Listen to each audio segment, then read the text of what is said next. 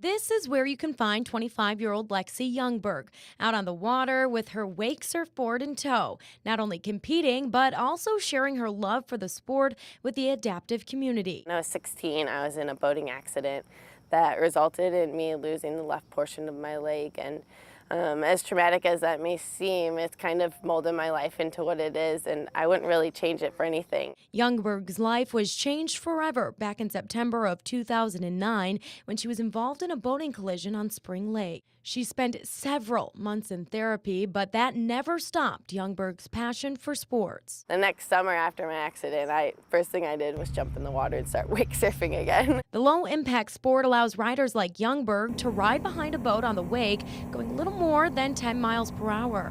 But that's not the only sport she took part in.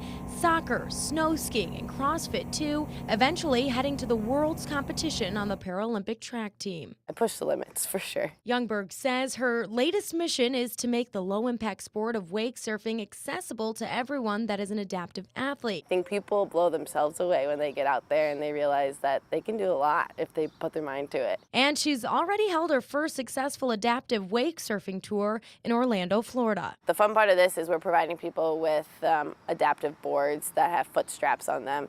So anyone that's missing their feet doesn't have to worry about kind of keeping their feet on the board or anything that someone with 2 feet would be able to do naturally. A challenge for people like Kevin Breen, who's always been in love with water sports, but lost all of his limbs after strep throat progressed in his body a year and a half ago. Obviously in the legs, you just don't have the feeling. You can't just push down on your toes and heels because I don't really have ankles, so it's more of a hip and moving your head over your weight. And I just kind of grab the rope with my arms like this because I can't grasp the ropes. The event now making its second stop in Grand Rapids, where Tommy's and Hanger Clinic are pairing up to help make the action-packed day free for any adaptive athlete who wants to try. It's crazy just thinking how hard it is to do it when you have everything fully working. To know what it's like to have to do it without that and without the feeling of it, that's impressive. Not only helping to share the resources, but a positive attitude.